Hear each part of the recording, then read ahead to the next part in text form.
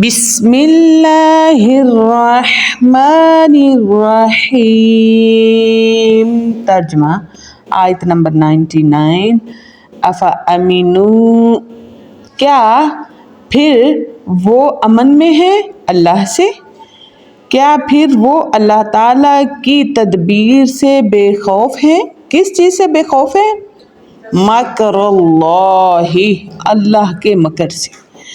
اللہ کا مکر یہاں پہ مراد اللہ کی تعبیر ہے، یا اللہ تعالیٰ کی ہر وہ چال، ہر وہ قدم ہے جو اللہ تعالیٰ ظالم کو ظلم سے روکنے کے لیے اٹھاتے ہیں، یا پھر ایسے لوگوں کو جو سیدھی راہ پر نہیں ہیں ان کے لیے عبرت کے لیے سبق بنا دیتے ہیں، اور ان لوگوں کو سبق بناتے ہیں جو اللہ سے دور ہوتے ہیں۔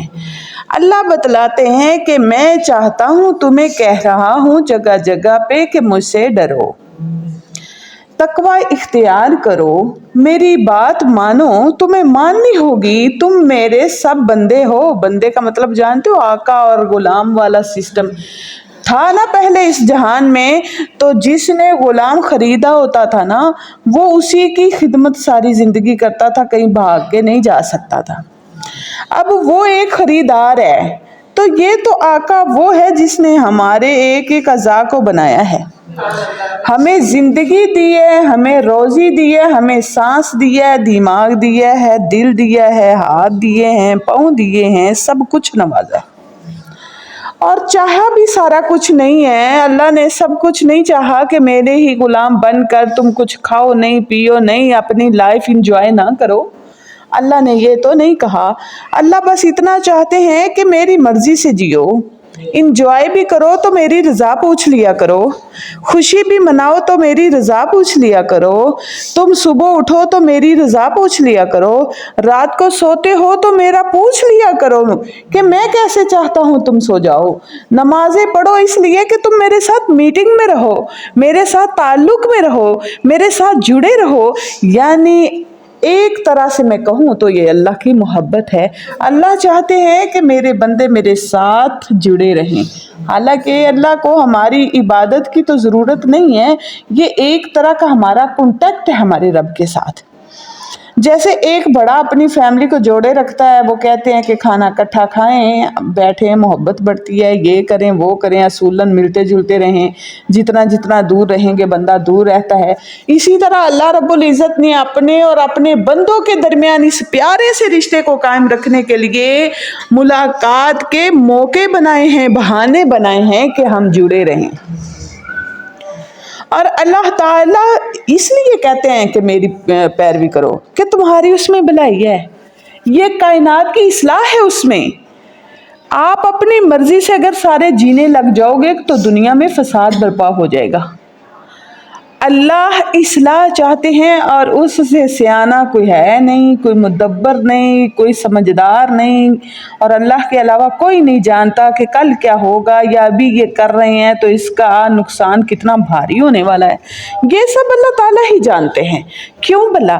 ان اللہ بصیر، بے شک اللہ بڑی بصیرت والے ہیں، اللہ کی آنکھ بڑی تیز ہے، بڑی دور تک دیکھتا ہے اللہ، دلوں تک اللہ تعالیٰ جھانک لیتا ہے کہ کیا چل رہا ہے، سمندر کی گہرائیوں میں دیکھتا ہے، وہاں پہ کون ہے، میری مخلوق ہے، میرا بندہ ہے، یونس تو نہیں قابو آیا پڑا، یا کوئی مچھلی، یا کوئی دریائی جانور، یا کوئی چلتا پھرتا انسان دنیا میں گر گیا ہے، انسان جو ہے وہ دریا میں گر گیا ہے، تو اس سب کا فکر کس کو ہے؟ اللہ کو۔ اصل میں کہوں تو اللہ تعالیٰ تو ہماری خیر خواہی میں لگے ہوئے ہیں۔ اللہ تعالیٰ نے 360 جوڑ جو ہے نا، ان کی حفاظت کے لیے بھی فرشتے کھڑے کیے ہوئے ہیں۔ ہم کیوں نہیں جگہ جگہ پہ گرتے، کیوں نہیں چوٹیں کھاتے، کیوں نہیں ہم ختم ہو جاتے؟ یہ اللہ کے حکم سے چل رہے ہیں ہم۔ یہ آنکھیں دیکھ لے کتنا نازک مسئلہ ہے، سب کو پتا ہے کہ یہاں چوٹ لگ جائے نا، کوئی سوئی چبھ جائے نا، کوئی کانٹا لگ جائے نا تو نیند ختم ہو جائے۔ لیکن اس کی حفاظت کون کر رہا ہے؟ اللہ کر رہا ہے۔ اب آپ دیکھتے ہیں کئی دفعہ مچھر چلا جاتا ہے، کچھ بھی جانے لگتا ہے تو یہ اللہ تعالیٰ نے پروٹیکشن یہ جو اوپر لگائے ہوئے ہیں نا، ایسے بند ہو جاتی ہیں، کھل جاتی، بند ہو جاتی، نقصان کی فوراً بھانپ لیتی ہیں، جلدی سے بند ہو جاتی ہیں۔ یہ اللہ کے حکم سے۔ ہم اتنے الرٹ کہاں، ہمیں نہیں پتہ چلتا، لیکن فطرتی نیچرلی طور پر آنکھوں کو پتہ چل جاتا ہے میری طرف کچھ آ رہا ہے، اور وہ بند ہو جاتی۔ اور ویسے بھی بعض چیزیں ایسی ہیں کہ وہ اس کے اوپر بھی لگیں تو اندر جا کے نقصان دیتی ہیں، ان سب سے کون حفاظت کرتا ہے؟ ہمارے بچوں کی کون حفاظت کرتا ہے؟ ہر وقت ہم ان کے ساتھ نہیں، وہ چھت سے گریں، کچھ بھی ہو سکتا ہے، لیکن اللہ نے انہیں سنبھالا ہوا ہے۔ یعنی اللہ تعالیٰ ہمارے حامی و ناصر ہیں، ہر طرح سے ہمارا فائدہ چاہتے ہیں، اسی لیے اللہ چاہتے ہیں تم لوگ میری اتباع کرو تاکہ نفع میں رہو گے۔ اور اس کے لیے اللہ رب العزت نے ایک حد رکھی ہے کہ میں دیکھوں میرا بندہ کس طرح سے، کس قدر سے مجھے محبت کرتا ہے، مجھے یاد کرتا ہے، اور کتنی ساری میٹنگز میرے ساتھ کرنے کا اس کا دل ہے، اور کتنے ایسے لوگ ہیں جو میٹنگ کرنے سے بھاگتے ہیں۔ نماز اللہ تعالیٰ سے میٹنگ ہے، تو کون ہے جو میری طرف آنا چاہتا ہے، کون ہے جو نہیں آنا چاہتا؟ اور ویسے بھی ایک چیز جو تیار کرتا ہے، اس کی تیار کردہ چیز اس کی ملکیت ہے، وہ مالک ہے اس کا۔ اب آپ سبزیاں لگاتے ہیں تو آپ مالک ہیں، خود کھائیں، بیچیں، اندر ہی اس کو حال میں چلا کے ختم کر دیں، آپ کی مرضی ہے بھائی، کوئی آپ کو روک سکتا ہے؟ نہیں نا۔ آپ کا گھر آپ کی ملکیت ہے، آپ چاہیں بیچ دیں، چاہیں رکھ لیں، چاہیں فی سبیل اللہ کر دیں، کوئی کہہ سکتا ہے کچھ؟ نہیں نا۔ اللہ ہمارا مالک ہے، ہم اس کے بندے ہیں، اسی نے ہمیں بنایا ہے، اور کس لیے بنایا ہے یہ بھی ہم اسی سے پوچھیں گے نا۔ تو اس نے کہا ہے میں نے تمہیں پتہ کس لیے بنایا؟ ما خلقت الجن والانس الا لیعبدون۔